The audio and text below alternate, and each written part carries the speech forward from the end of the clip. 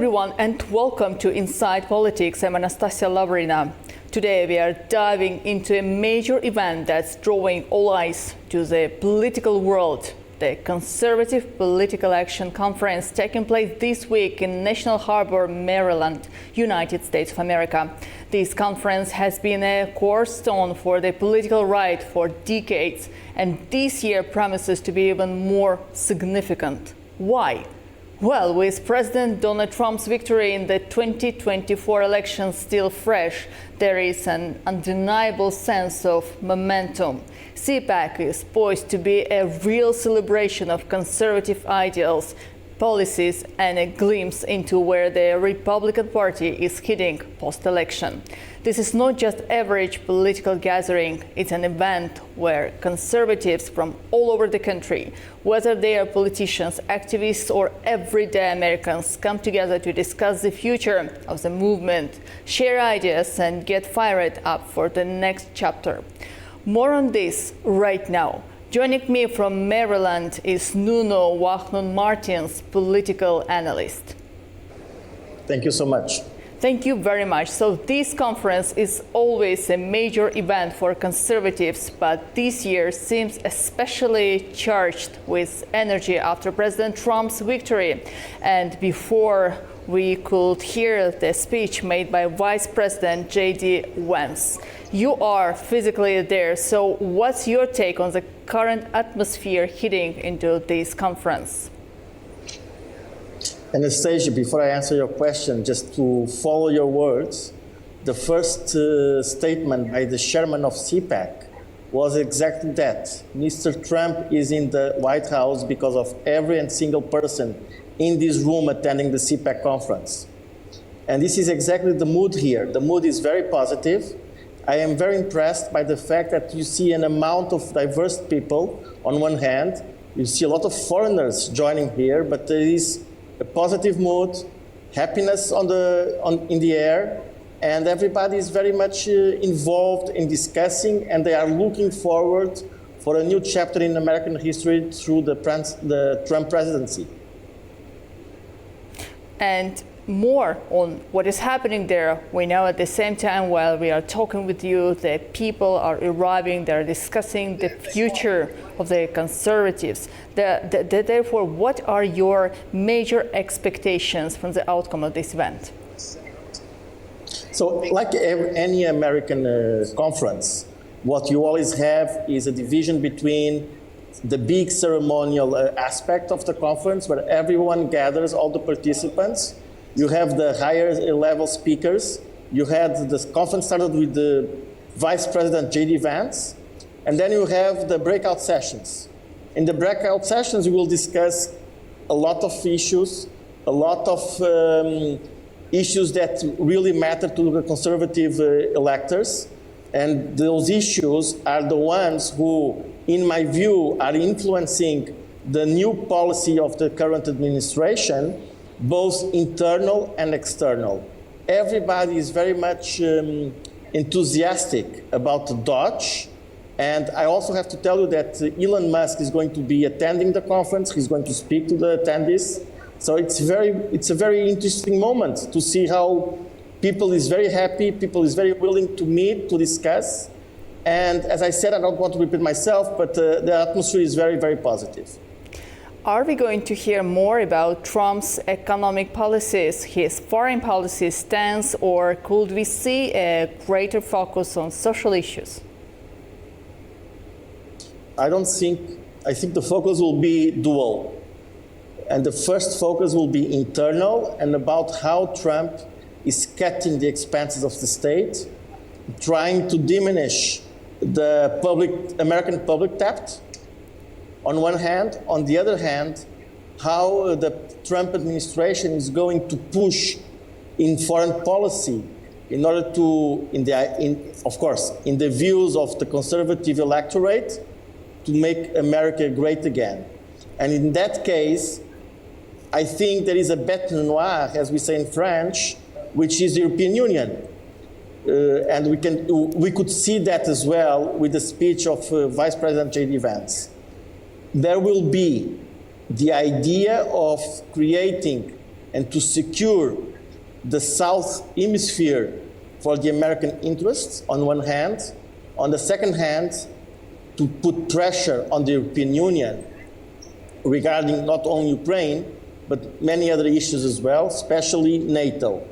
On the other hand, I don't think that the social issues will be very much debated right now, because I think that the current administration is concentrating itself in this beginning of the new mandate, as I said, in reducing the expenses and reshaping the world order and the American role in this new world order. So one of the key questions this year's CPAC, it's a moment of unity, or we will see more division as different factions within the party start to push their own visions for the future? No, I think it's a moment of unity. I think there is something quite clear since the beginning. The message is that wokeism was the fit. We are entering a new chapter of American history, and this new chapter is very positive for the conservative mind, for the conservative electors. In that case, the idea is to unify America within conservative values as well. Let's see how it will work in the next, especially in the next 2 years, because as you know, in 2 years there will be elections for the Senate and for the Congress, and to see if the mandate of President Trump for 4 years will be a mandate of implementing the vast majority of conservative principles, ideas, and policies in America. That's indeed very interesting. CPAC has always been a stage for rising stars within the Republican Party. With the party still under Trump's influence, do you foresee any emerging figures who might start positioning themselves for 2028, or will the conference continue to center around Trump as the party's leader? I think the answer to that question is quite easy in my view. I think the rising star of the Republican Party, of the MAGA movement, is by all means J.D. Vance. And J.D. Vance is positioning himself, in my view, to become the next candidate for the American electoral presidency. But if I'm not mistaken, Donald Trump himself didn't express any willingness to support J.D. Vance previously. So do you expect any changes to happen within this conference or in the near future? No, not now. It's too early to say it. In the near future, as I said, the next 2 years will be crucial to understand that. We are still at a very early stage. As I said, everybody's very motivated. Everybody's very positive. There is a lot of hope of things to change and to create a new America, or at least to make America great again. It's expected the participation of very influential policymakers at the conference. So as someone who is deeply involved in political analysis, I have to ask, how much of Trump's influence will be felt at CPAC this year? And do you think his presence will continue to dominate the narratives for the Republican Party in the years to come? So to start with the last question, yes, I do believe so until at least the end of the mandate. By all means, President Trump is a figure, a central figure in this new narrative, on one hand. On the other hand, we have to look to what is going on with the DOGE and the cutting of not only reducing the expenses and the debt of the American state, reshaping the new civil servants within the several American public agencies, and to rebuild that with people who are close to the ideas of the conservative mind of the Trump platform and the Trump administration. Do you personally feel the division among the members of the Republican Party, especially after the major statements made by Donald Trump within the first year of his presidency? Do you feel there is any division among? Not here. Not here. First and foremost, not here at all. Secondly, it is very important to say one thing. It is also, in my view, in the mind of the new administration and of this new narrative of the Making America Great Again, to reshape also the Republican representatives. It is not by a mistake, and it's not by chance, that while criticizing the fortunes that some of the Democrat politicians raised in the past while being members of Congress of the Senate, some of that criticism made by Elon Musk was also done towards Republican representatives. So there is no difference between Democrats and Republicans in that case, especially Republicans who are critical of Trump. Now shifting to foreign policy, President Trump recently made headlines after calling Ukrainian President Zelensky a dictator on Truth Social. With the war in Ukraine continuing to dominate global news, what do you think his stance on the war says about the direction of U.S. foreign policy in this second term and how it will be reflected during the conference? I do believe that is a very interesting question because that's exactly what you can see the shock. You have to divide some of the members and the supporters of President Trump as being critical of Russia on one hand, and some who are not that critical of Russia. Why? Because some of these people see Vladimir Putin as a conservative leader. And in that sense, they not necessarily defend him or support him, they are not going against him. And the idea that President Zelensky is a corrupt leader, a corrupt political leader, doesn't want to hold elections, is very much, in my view, based in some of the electorate of the conservative, of the Republicans and of the conservative electorate in America. So these are, in my view, the two basically shifts, the difference. I do believe that in any case, the electorate, the activists, the people here at the CPAC, they will support whatever President Trump will say, and they see this also as a reaction, not only about President Zelensky, but also about the European Union and against some of its leaders, as a reaction against the antipathy and the way they have responded to the initiatives made by President Trump in the past.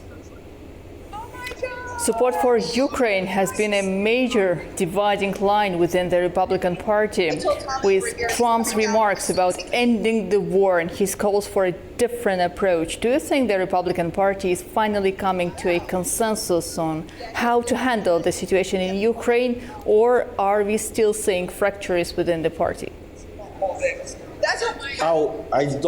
There will always be a narrow branch of the Republican Party who most probably, without saying it loudly, will criticize this position regarding Ukraine. I do believe that the position of President Trump is related directly in the idea of reducing the American public debt. And this is why he wants to cut as much as possible. Also because he's using some of the arguments of the money that the Americans gave to the Ukrainians, which never arrived in Ukraine, by the words of President Zelensky, in order to justify some of these measures. We all know that the war is not going to end in 24 hours. But the idea is to end the war ASAP, on one hand, and to end the war ASAP, clearly President Trump needs to make a deal with the Russians and most probably divide the country. On the other hand, I do believe that the idea of the mineral resources that Ukraine has, which was very much debated this week, also is linked to the fact that President Trump wants to create a barrier, a wall against the China development globally. So, in my view, despite the form, the way President Trump exposes things, there is a thought behind it. There is a clear understanding of the future United States-European Union relations, as even now, after the summit in Paris and Munich conference, we could see the different directions United States and Europe is taking towards Ukraine and Russia for the future. So listen, I don't think there is a different direction. I think that there is a shock in the European Union, and the European Union is trying to fill the gap in the case, which is most probably clear, if the US withdraws from Ukraine on one hand. Second hand, it is also clear that in the case of the European Union, the leadership is very much divided. Even the response by President Macron regarding what happened in the Munich Security Conference was already creating some problems within the European Union member states. So all of these, instead of showing, in my view, leadership, is showing more division or trying to conduct the leadership towards certain people. Some of them, which is the case of the current German Chancellor, is going most probably to lose the elections in next weekend. So I can understand from your point of view what we can see today, the attempts of the United Kingdom and France to form any new form of alliances to provide assistance to Ukraine, even if Donald Trump may decide to choose another direction, it will not affect the future negotiations between Trump and Putin, which we may see in the upcoming days or weeks, probably. A good question. I want to tell you two things. First, I don't think so. One, on the other hand, the role of the UK. Let's look at this. The UK has appointed Peter Mandelson as the new ambassador. Mandelson has been a big critical of President Trump in the past. He withdrew all of his criticism. He was accepted as ambassador. And the reason is very simple. Prime Minister Starmer is trying to create a new deal with the Americans, a new trade deal, in order to try to reshape the UK economy. So I do believe that the position of the UK is going to be more conciliatory with the US rather than the European Union, despite the fact that it doesn't show immediately at this moment. So we are coming also to the conclusion that the position of Ukraine will not be considered, but President Zelensky, even being in Turkey, has said that no any deal is acceptable without Ukraine's participation. The fact is this is true, it should be like that. But at the end of the day, my question is if the deal, whatever deal that the Americans will have with the Russians, maybe the Americans will force a new leadership in Ukraine. And this could be a game changer as well. But here, I don't have any basis for this argument. This is just my thought. Well, and my last question, given the prominence of foreign policy at this year's CPAC conference, do you think the conference itself could be a place where we see new foreign policy position emerging within the Republican Party? Oh, absolutely. The first thing that I see here is a lot, as I said before, a lot of foreign members, a lot of European parties. We know the position that some of the new narrative has been supported in Germany, in Romania, in France. This is a shift. And I think this Republican Party is going towards a union of conservative and right-wing parties in Europe. And this will shape the European political landscape on one hand. And secondly, if you see the polls in many European countries like Romania, Germany, and France, where, for instance, they claim that Mrs. Le Pen will be by far the next president of France, this helps this narrative and helps the support of the Republican Party through MAGA and through CPAC towards all these parties in Europe. Well, thank you. Thank you so much for joining Inside Politics today. My pleasure. Thank you. Just to remind, today with us from Maryland, we had Nuno Wahnon Martins, political analyst. Dear viewers, do stay with A News and see you soon.